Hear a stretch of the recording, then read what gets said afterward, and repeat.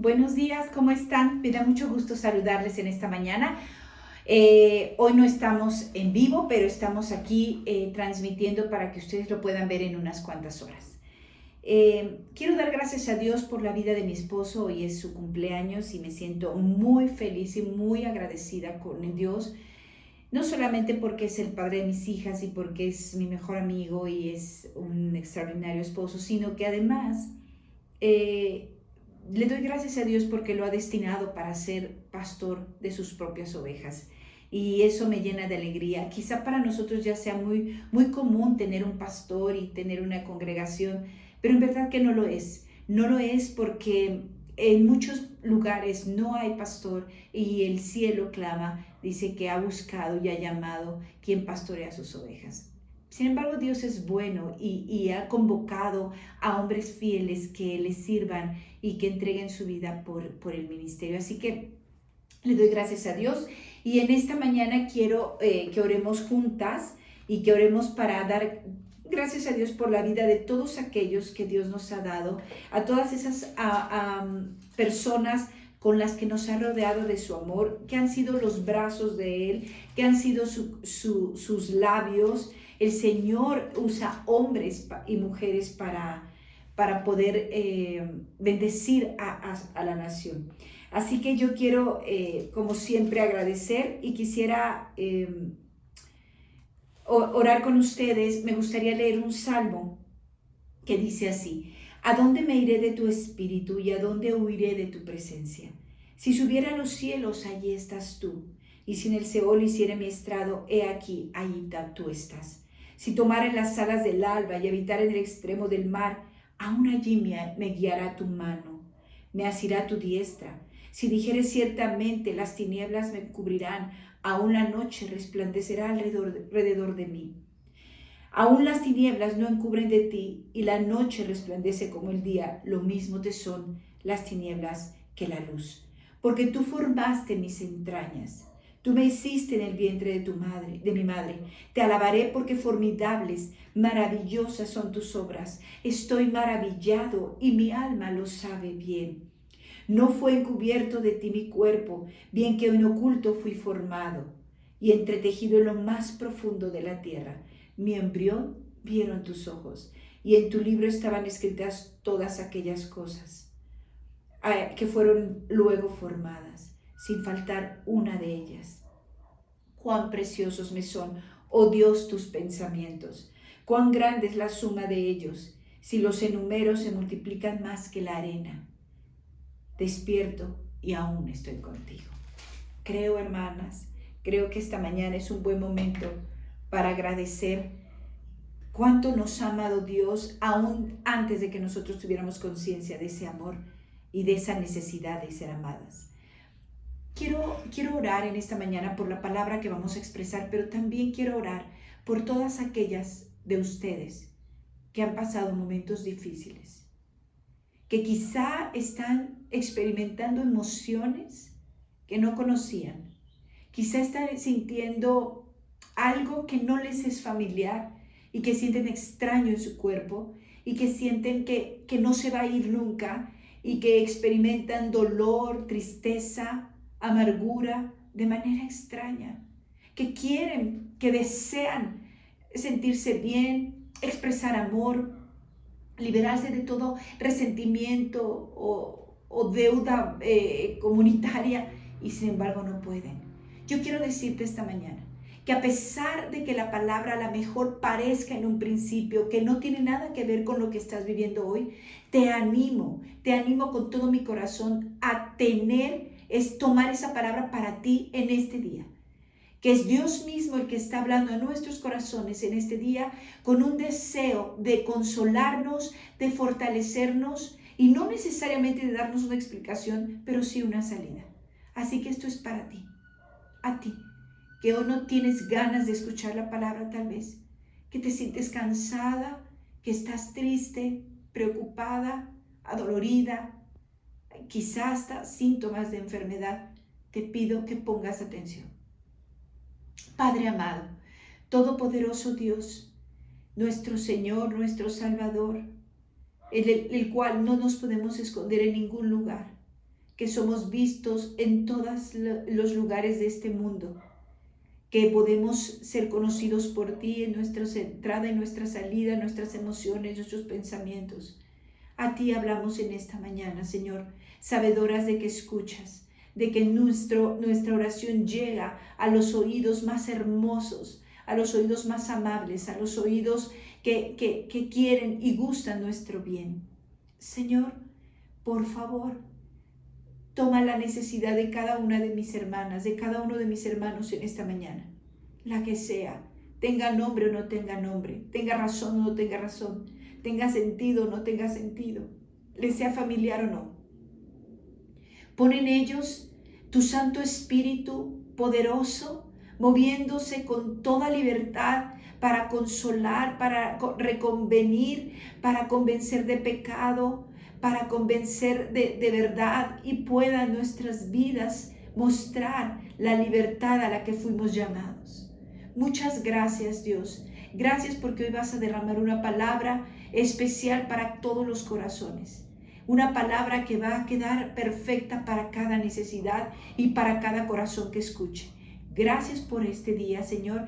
Gracias por todos los milagros, todas las buenas intenciones y pensamientos que tienes para con nosotros en este día. Te alabamos y te bendecimos por lo que vas a hacer, por lo que nos vas a enseñar, por lo que nos vas a mostrar. En el nombre de Jesús. Amén y amén. Hoy vamos a hablar de una parábola que creo que para todas es muy conocida, y creo que es una palabra que hemos escuchado de muchas maneras. Yo en lo particular, déjenme decirles, confesarles, que es una favorita, no tanto por lo popular, lo mucho que la pueda haber escuchado, en verdad es favorita porque fue una revelación y ha sido, cada vez que la leo, me vuelvo a encontrar con algo maravilloso, digno de ser orado y enfrentado por mí y puesto en oración para vida y para acción. Déjenme comentarles que la semana pasada les hablé de la oveja perdida y les decía que la oveja perdida, la moneda perdida y el hijo perdido son una sola enseñanza, es una sola parábola dividida en tres. Esto es lo interesante de esta enseñanza. El Señor Jesús estaba enseñando, debatiendo con los fariseos que le hacían preguntas siempre tendenciosas para hacerlo caer, para hacerlo contradecirse. Y entre esas preguntas le dijeron, recuerda que la parábola es una respuesta a la pregunta que ellos hacían. Y le preguntaban, se acercaban a Jesús todos los publicanos y pecadores para oírle. Y los fariseos y los escribas murmuraban diciendo, este a los pecadores recibe y con ellos come. Es decir, había una genuina demanda de parte de ellos de pedir una explicación a este hombre que mostraba divinidad, santidad y pureza, que hacía con pecadores. La idea de ellos era que si Dios mandó a su Hijo en la persona de Jesucristo como un ser diferente, santo, puro, ¿qué hacía? Y no tenía nada que hacer con los pecadores. Fíjate qué extraño. Y ahora lo mencionamos y puede tener lógica, pero a veces caemos en esas irracionalidades. ¿Para quién es el médico? Para el enfermo. ¿Para quién es el jabón? Para el sucio. ¿Para quién es la medicina? Para el que se siente mal. ¿Para quién es el que libra de pecados? Pues para el pecador. Sin embargo, ellos asumían que él era el santo, el puro, era para otro tipo de personas, siempre considerando que había los buenos y los malos, los pecadores, los que no eran y ellos. Entonces es cuando él hace estas tres parábolas, imagínate, con tres historias, iba a tocar un tema que por lo tanto era un tema difícil de entender. Y si lo fue para ellos, seguramente lo es para nosotros. No lo escuches muy a la ligera. Tres historias para explicarles algo que a lo mejor, siendo otro tema, con una sola explicación hubiera quedado.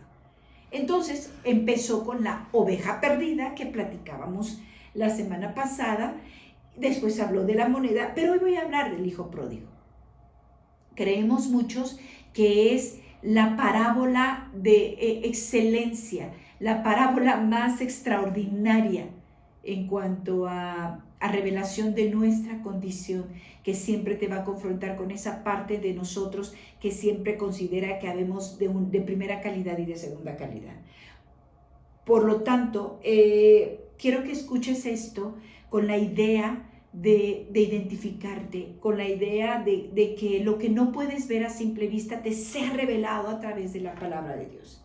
Entonces, dice, capítulo 15 de Lucas, versículo 11, dice, también dijo, un hombre tenía 2 hijos. Y fíjate, aquí empieza la profundidad de esta palabra. Se llama la oveja pródiga, el hijo pródigo.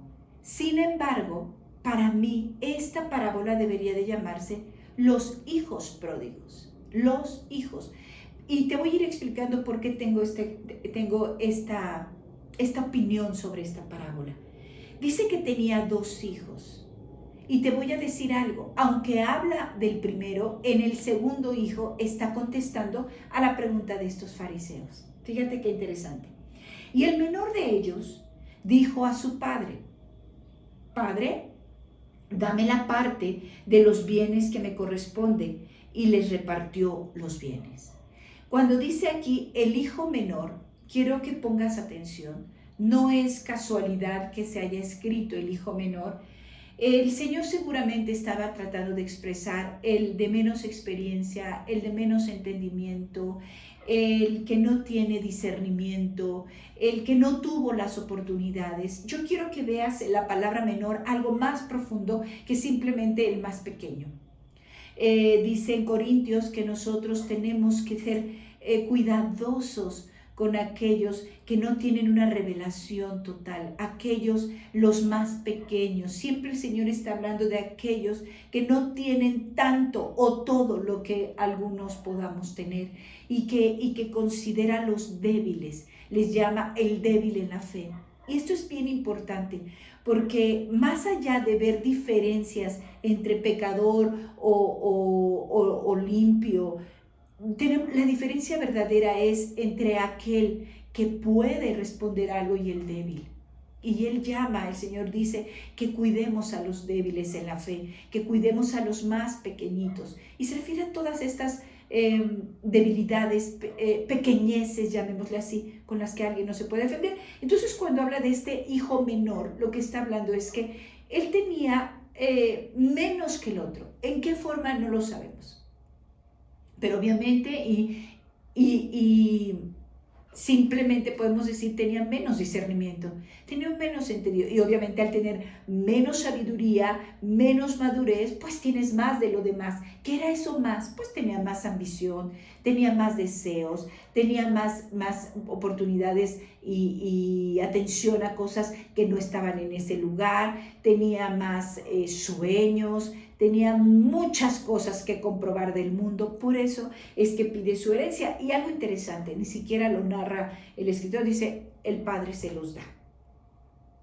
Dice entonces, no muchos días después, juntándolo todo, el hijo menor se fue lejos a una provincia apartada. Ojo aquí, ¿por qué se va lejos? Porque el pecado nos aparta, pero también el apartarnos nos hace pecar.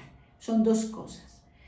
De repente cuando tú escuchas chicos que están fuera de su casa o personas incluso que no están observadas, sus conductas se relajan. Las conductas se vuelven, desordenadas del patrón del lugar donde están ordenadas, sea el padre, la familia, el país, no lo sé. Pero estos jóvenes, siempre que están lejos y que hacen desastres y demás, entre muchas otras cosas, lo que se nota es que están fuera de casa, lejos de ese vínculo que los contiene, que los reprime, que los controla, que los ordena, y obviamente es todo este despilfarro, porque Pródigo significa despilfarrador. Pródigo no significa el que se fue, pródigo significa alguien que desperdicia algo. Entonces él fue un despilfarrador, alguien que a diestra y siniestra va tirando todos sus bienes de un lado y de otro. Y entonces por eso él tenía que irse lejos. Para hacer ese despilfarro no lo podía hacer en casa. Entonces esto también es muy interesante. Se fue lejos y allí desapareció sus bienes viviendo perdidamente. Ahora, nosotros entendemos estos bienes como bienes materiales y seguramente se refiere a eso, pero también tenemos que ver que desperdició muchas cosas, que perdió muchas cosas. Perdió el enfoque, perdió la paz, perdió la luz, perdió la esperanza, perdió su sentido de hijo, perdió todo. Despilfarró todo, se fue con toda su herencia, porque nuestra herencia no está solamente en bienes materiales, nuestra herencia está en todo aquello que portamos de parte de nuestro Dios. Y fue y se arrimó a una de las ciudades de aquella tierra, el cual envió a su hacienda para que apacentase cerdos. Yo no sé, la historia se cuenta aparentemente rápido, aparentemente es la crónica de una muerte anunciada, de un fin anunciado, donde una persona derrocha, pues obviamente el final no puede ser bueno. Pero más que eso, no era cualquier persona, no era cualquier herencia. Estamos hablando de un gran desperdicio, un gran despilfarro, una condición de 100 a 0. No es alguien que, bueno, se fue con poquito y se las fue. No. Fue con mucho en todos los sentidos y eso todo lo despilfarró, todo lo tiró, todo lo perdió. Me recuerda mucho al rey Salomón cuando dice que todo lo gastó como probando, invirtiendo en tantas cosas para que esas cosas le comprobaran que le podían dar algo. Obviamente, este joven quería que en todo aquello que él invirtiera le redituara, ¿qué? No sabemos. Seguramente placer, seguramente bienestar, seguramente seguridad. Eso que fue a buscar, eso que necesitaba. Él quería con su herencia comprar algo que no encontró, que no compró. Y lo más interesante es que lo que le fue a faltar fue la comida, lo más indispensable, aquello que no se compra con dinero, aquello que le daba las fuerzas. Y se fue dando cuenta que él buscaba cosas cuando en realidad lo único que sostenía su vida era el alimento. Por eso, cuando el Señor empieza a referir que empezó a tener hambre, esto es algo sumamente importante. No es que le faltaba un techo donde vivir, no narra que necesitaba con quién hablar, aunque seguramente que así era, necesitaba comida. El Padre no dice que le dio comida, sin embargo, le dio algo con lo que él podía comer. En realidad, la protección del papá era para que él comiera, pero le empezó a faltar la comida. Y esto no es casualidad. La palabra de Dios dice de nuestro Señor Jesús que Él es el pan de vida. Así que esta tierra empezó a clamar por comida. Hubo hambre. Hay hambre en esta tierra. La comida falta. Esas necesidades de nuestro cuerpo están a nivel de comida. Y esa hambre le empezó a reubicar sobre las cosas verdaderamente importantes. Quizá mientras tenía la pancita llena, su interés era sobre el placer, el deleite, el conocer, no lo sé. Pero cuando su hambre no pudo ser saciada, porque esa solo la puede saciar Dios, no se te olvide, solo Él da de comer a esta tierra. Yo lo he dicho muchas veces, si la tierra no diera lo que debe de dar, no comeríamos. Con toda la tecnología, con todo lo que ustedes se puedan imaginar, sin la tierra no comemos. Esto es lo que está diciendo. Le estaba faltando algo que no provenía ni de su esfuerzo, ni de su dedicación, ni de su dinero, algo que provenía de una fuente que él no conocía, de una fuente que él no podía suplir, que no podía encontrar en cualquier lugar. Y en ese momento dice que va a pedir trabajo, obviamente, y va a pedir a un hacendado. Y le dice que él le ha dado, claro que sí, dice, apacenta a mis cerdos, darles de comer a mis cerdos. Y eso significaba comer y vivir con ellos. Esto es terrible porque para un judío los cerdos eran un animal no deseable, no digno, no tocaban. Y entonces imagínate lo que fue para él estar y dormir con los cerdos. Y fíjate, dice, y deseaba llenar su vientre. En ese momento, cuando el hambre viene, para él no era importante. Oh, ¿qué hago aquí? Oh, ¿cómo me gustaría conocer, viajar? Él le decía, tengo hambre. Tengo hambre. Y creo que el Señor quiere referirnos a esa necesidad y quiere hacernos caer en cuenta de esta palabra. Y quiero que no la pierdas de vista porque la vamos a ver a lo largo de esta parábola. Tengo hambre. Entonces el Señor, Él les dijo, Él expresó tengo hambre al grado que se le antojó la comida de los cerdos. Esto es terrible. Dice, y deseaba llenar su vientre de las algarrobas que comían los cerdos, pero nadie le daba. Nadie, quiere decir, no sé si nadie de los otros compañeros o los mismos cerdos no le daban, no lo sé. Pero quiere decir que lo procuraba. Quiere decir que se acercaba, quiere decir que pedía. Yo no sé si has tenido hambre, pero es una sensación terrible, una debilidad, una sensación de verdad, del mayor desamparo de una vida. Y en esa condición te puedes comer, dice, lo que sea. Se cayeron todos sus ideales, se cayó todo, él quería comer, es una necesidad de vida, se estaba muriendo. Quiero que sepas que es en esa condición en la que llega Dios a nuestras vidas. Por eso es tan difícil poder explicar y tenemos tanto que aprender que el Señor viene a saciar nuestra hambre. Es eso mismo que está sintiendo el hijo pródigo, esa necesidad de comida, de algo que no viene no es de cualquier cosa, no lo puedo saciar con cualquier cosa, es comida y solamente alguien me la tiene que dar. Y entonces dice, y volviendo en sí, creo que este es el versículo y la frase más difundida por todo el mundo, este momento donde un hijo pródigo vuelve en sí.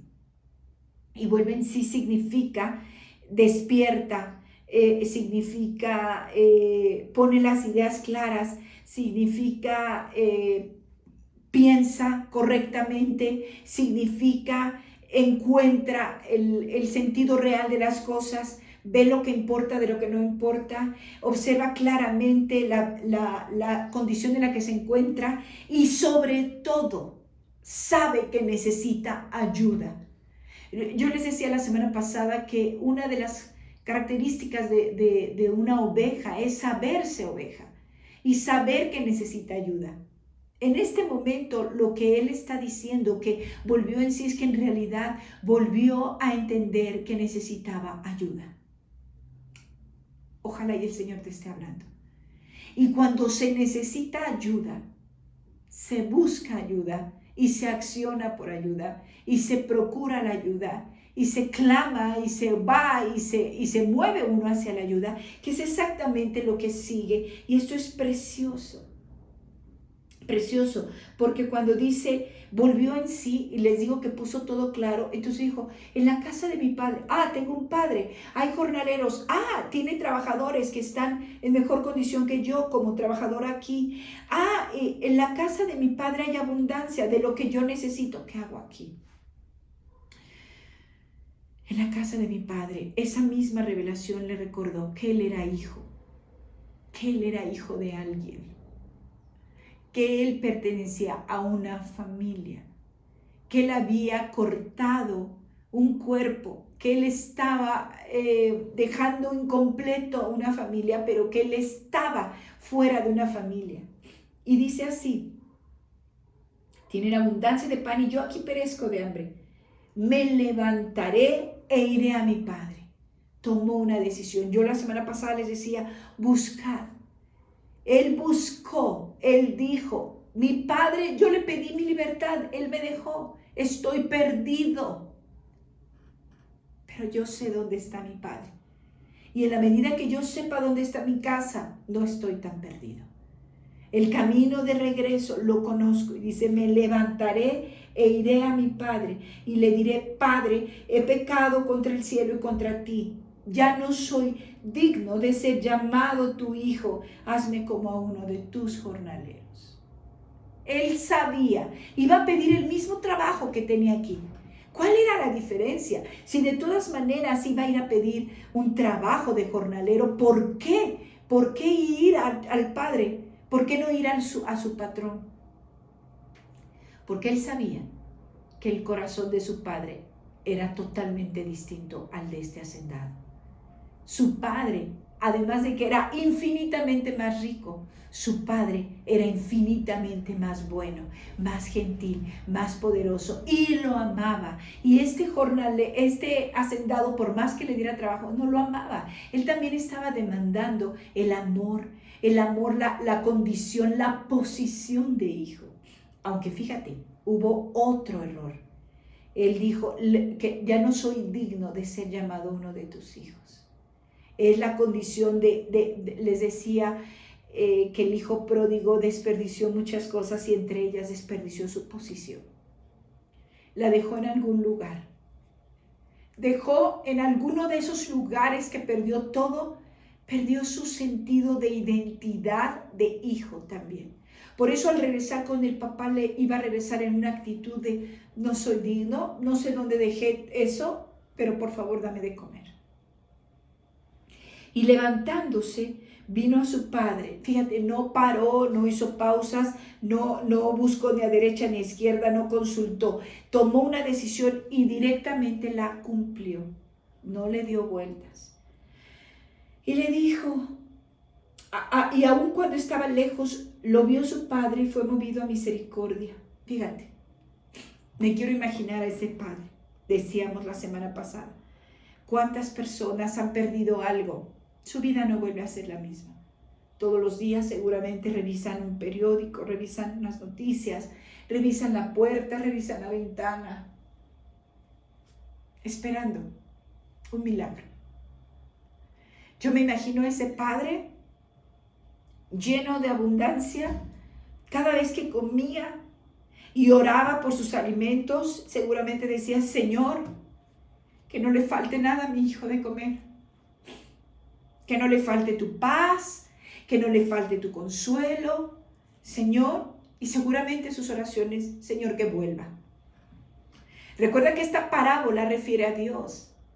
Ese Padre es Dios, orando todo el tiempo para que en algún momento volviéramos en sí, que en algún momento despertáramos, que en algún momento nuestra mente aclarara. Y tal vez esa hambre fue el motivo, fue el mover de Dios para que él supiera de dónde y dónde estaba.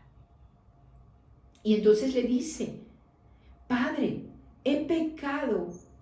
Dice, vino a su padre y cuando estaba lejos, aún lejos, lo vio su padre. Quiere decir, esto es muy claro. Él no llegó a su padre porque en un solo impulso llegó.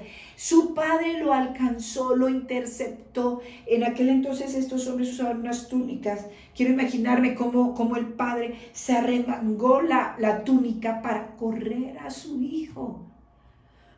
¿Y sabes qué significa eso? Acortar el dolor, acortar la distancia. Y ese es nuestro Dios. Él acorta. A lo mejor nuestras decisiones llevan un curso, llevan una ruta. Perdón. El Señor la acorta. Nos sale al encuentro. Nos sale al encuentro. Porque quizá ese hijo pródigo ni siquiera iba a llegar. A lo mejor iba a llegar un momento en donde se recordara y dijera, no, creo que debo regresar, no tengo cara con que ver a mi papá. Pero el papá llega y en ese momento le dice, mi amado hijo. Y es cuando le dice, lo echó sobre su cuello y le besó. Imagínate. Decíamos que el padre se toma la oveja y la pone aquí. Yo creo que si este hijo pródigo y si este papá hubiera podido ponerse a su hijo en el cuello, lo hubiera hecho. Pero lo abrazó. lo abrazó.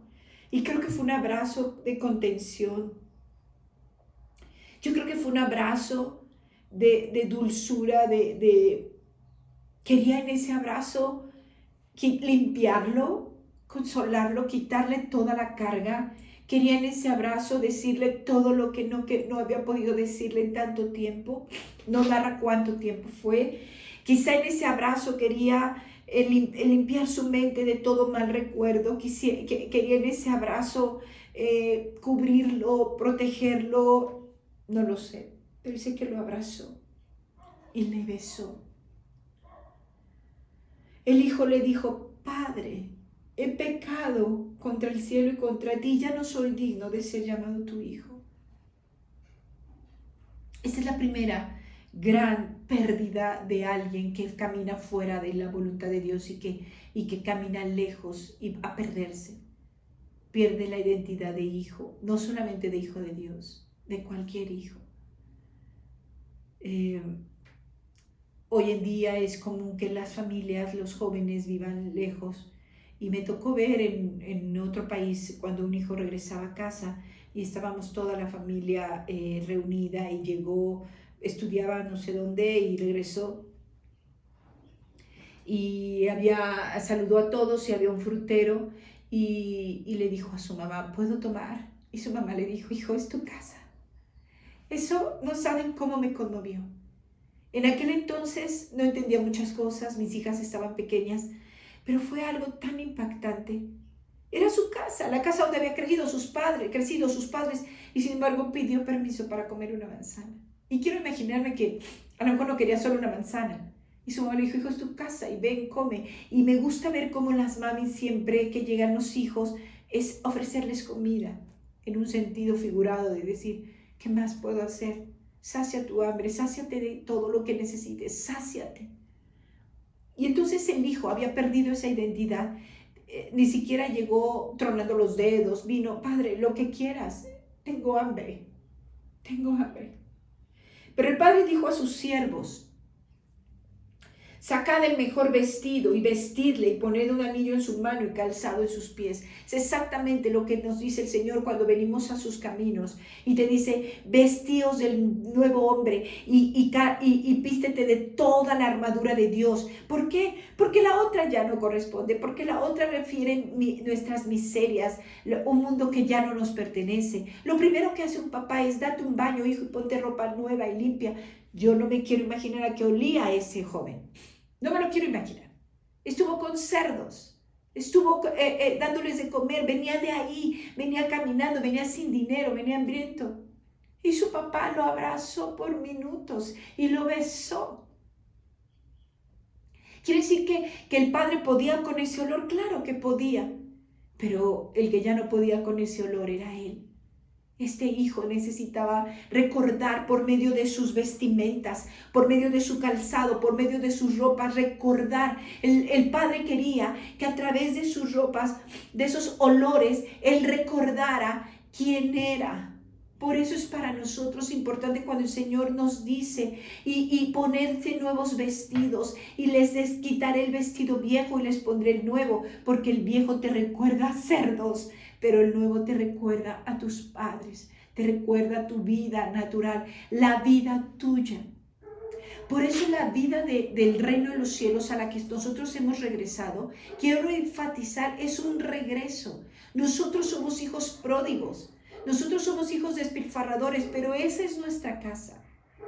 Nosotros solamente tenemos que volver a oler para recordar de dónde habíamos salido. No venimos de intrusos. No venimos a ver si nos permiten. Es nuestra casa, es nuestro Padre, es nuestro hogar. Y entonces dice que traer al becerro gordo y matarlo y comamos y hagamos fiesta. Me encanta el reino de los cielos. Para los que dicen que los cristianos somos medio aburridos, déjame decirte algo. Tenemos un Dios que ama las fiestas. Siempre pidió fiestas, los tabernáculos, fiesta de los panes, fiestas para todo. Y dice que cuando vamos a hacer una fiesta. ¿Y sabes por qué? Porque tenemos mucho que celebrar todos los días. Porque si ese pueblo judío podía celebrar cada día ese Dios grandioso, al que tenían que orarle por días, pidiendo perdón por sus pecados, al que podían danzarle, imagínate nosotros que tenemos ahora al Cristo de la gloria, nuestro Salvador, fiesta diario. Entonces para él decir hagamos fiesta debía haber sido algo muy natural, aunque durante el tiempo que su hijo no estuvo seguramente no hubo fiestas, no había nada de qué regocijarse, no había gozo, estaban incompletos, no había paz. Pero él dice fiesta, la fiesta que teníamos detenida, vamos, fiesta. Y todos sus jornaleros y toda la gente, sus sirvientes, seguramente sabían a lo que se refería. Dice la palabra de Dios que hay fiesta en el cielo cuando un pecador se arrepiente. Y eso significa no solamente el día que venimos de regreso, cada vez que nosotros nos reconciliamos con la voluntad de Dios, reconocemos nuestras faltas, caminamos en sus caminos, hay fiesta en el cielo y hay fiesta en tu casa y hay fiesta en tu corazón y celebra el mismo día de hoy. Si algo se va a revelar en nuestro corazón, hay fiesta en el cielo. Y dice entonces, porque mi hijo muerto era y ha revivido. No dijo estaba lejos, muerto. Porque él sabía que solo era cuestión de tiempo para que ese hijo muriera. Porque él no tenía que comer. Le faltaba algo para vivir. Algo natural para vivir. Porque mi hijo muerto era y ha revivido, se ha perdido y es hallado, y comenzaron a regocijarse. Recuerda esa palabra de la semana pasada, es perdido y ha sido hallado. Hallado y revivido y resurrección es lo mismo. Estamos de vuelta a casa, fuera de casa para nuestros conceptos, para Dios, lo que sea, estamos muertos. Y todos empezaron a regocijarse. ¿Qué quiere decir? Que todos empezaron a entender lo que ese hijo había librado. Pero como te dije la semana pasada, seguramente ellos también habían sido testigos del dolor de este padre, de cómo se había desgastado, de cómo a lo mejor era un padre que siempre salía chiflando, cantando y ya no cantaba.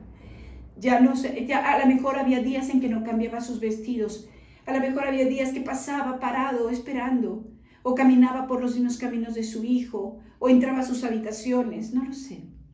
Por eso el regocijo es por todo, porque venía el gozo de ese Señor, de ese Padre que deseaba, que seguramente tenía abundancia de comida y no tenía hambre. Y su hijo mayor estaba en el campo. ¿Te acuerdas que son 2 hijos? Decía que eran 2 hijos. Esta es la respuesta a la pregunta que le hicieron los fariseos. Aquí empieza la respuesta a ellos. Él les está refiriendo quiénes son esos pecadores de los que ellos hablan, pero les habla de ellos también. Y su hijo mayor estaba en el campo.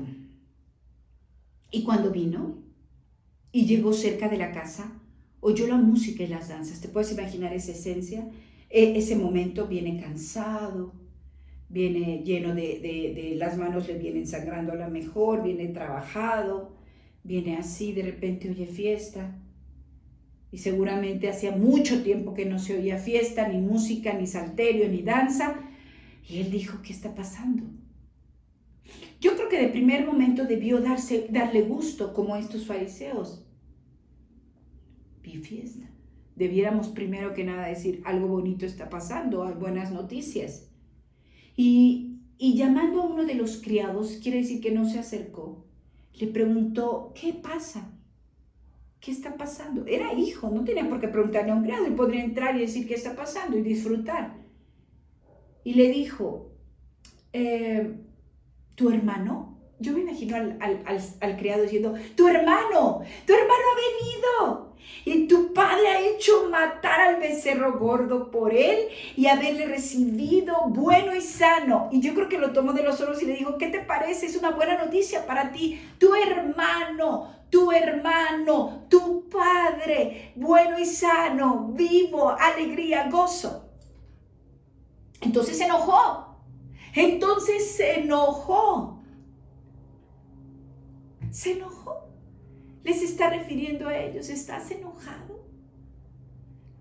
¿Estás enojado porque soy bueno? ¿Porque tu hijo regresó con vida?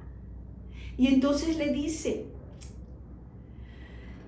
Dice que no quería entrar, salió por tanto su padre y le rogaba que entrase. Recuerda que un padre tiene atención de un hijo y de otro, y él ve la necesidad de uno y de otro, y a lo mejor la necesidad de uno era necesidad de comida, pero esta era la necesidad de paz, de gozo, de bienestar, de perdón, de reconciliación. Y estos fariseos estaban viendo solamente que él necesitaba, el menesteroso, pero no él. Y Dios les está refiriendo, los dos me necesitan. Los dos necesitan a su padre en formas distintas. Por eso el padre no se quedó con el que llegó, corrió para el otro. Él dijo, me falta un hijo. Recuerda, un pastor siempre le falta uno. Y dice, mas él respondiendo dijo al padre, he aquí, pero pon atención, dice que le rogaba, ándale hijito, por favor, ven, mira, celebremos, es tu hermano, ya regresó, mira, volvió en sí, ven, pásale, gocémonos. Y él se enojó, te decía. Mas él respondiendo dijo al padre, he aquí, tantos años te sirvo. Yo me lo quiero imaginar así, como hijos berrinchudos. Yo lo he hecho, pido perdón. Ah, claro. Ah, ahora resulta, ahora todo para él. Sí, claro, por algo, ¿no? Claro, yo estoy aquí, tú llore y llore por los rincones por tu hijito, pero yo no te causo gozo, claro. Adelante, celebren, sigan despilfarrando, yo me voy a seguir trabajando, qué sé yo. Dice, tantos años te sirvo no habiéndote desobedecido jamás y nunca me has dado ni un cabrito para gozarme con mis amigos. Fíjate qué mentalidad. El hijo pródigo, el hijo que se fue de casa, perdió el sentido de su identidad en el camino, en el trayecto, pero este hijo había perdido su sentido de identidad de hijo estando en casa. Se había olvidado que él lo hacía por amor. Estaba de alguna manera negociando con su padre. Te doy, me das. ¿Cuál era mejor? Ninguno. Los dos estaban equivocados. Los dos hijos tenían razones equivocadas sobre los bienes de su padre, sobre su herencia. Uno creía que se podía despilfarrar y otro pensaba que se la tenía que ganar todos los días con su esfuerzo. Eso es lo que hacía la ley. Gánate lo que es tuyo. Me gusta porque el Señor le dijo, hijo, tú siempre estás conmigo y todas mis cosas son tuyas. Mas era necesario hacer fiesta y regocijarme porque este era tu hijo, tu hermano era muerto. Y no dijo ya mi hijo, tu hermano era muerto y ha revivido, se había perdido y es hallado. Le está recordando, no solamente es mi hijo, es tu hermano. Yo creo que por eso mi punto es que son dos hijos a los que yo le podría llamar a esta parábola, la parábola de qué lástima. Qué lástima. Y hace poco platicaba con mi esposo que es una palabra que me duele y que me lastima mucho porque en verdad, si algo me preocupa en esta vida es no saber aprovechar y que al final de nuestros días digamos, qué lástima, teniendo tanto Padre, tanto Dios, el que se quedó o el que se fue de todas maneras, nadie lo pudo disfrutar. Este hijo debería haber hecho fiesta todos los días, tenía todo, tenía un reino. El Señor le dijo, todo es tuyo, no has matado un becerro. ¿Por qué? Porque no haces fiesta. ¿Por qué tienes que esperarte a ganártela? Dice en Romanos 4:4, porque el que trabaja por salario es un asalariado, y él era un hijo. Eran dos hijos perdidos, eran dos hijos equivocados, eran dos hijos con conceptos equivocados de su herencia. Dice la palabra de Dios, echa mano de la vida eterna. Es lo que le está diciendo su padre aquí, ¿por qué no echaste mano de tu herencia? Así que quiero terminar con esto, decirte hermano, ¿cuál de los dos eres? Estás en el reino de los cielos y no echas mano de tu herencia y no aprovechas lo que tienes. Tienes una vida que disfrutar, tienes bendiciones y no las puedes disfrutar y eres también un hijo pródigo, un hijo despilfarrador. Despilfarrar quiere decir no dar uso o acabártelo, las dos cosas. Uno se lo acabó y otro no le dio uso. Que Dios nos ayude. Te animo a echar mano de la vida eterna. Y no seas como esos que están haciendo siempre tratos con Dios y cuentas con Dios. Yo te he dado, todo lo recibimos de gracia. Mi hermano el que se fue y el que se quedó, nada es nuestro. Es una herencia de un Padre bueno. Amado Dios, te damos gracias en esta mañana por todo, tus bendiciones, tu palabra, tu bien. Señor, te pedimos perdón porque hemos hecho a la mejor de nuestra herencia un despilfarro. Perdónanos por creernos justos y merecedores, pero también perdónanos por no creernos justos ni merecedores.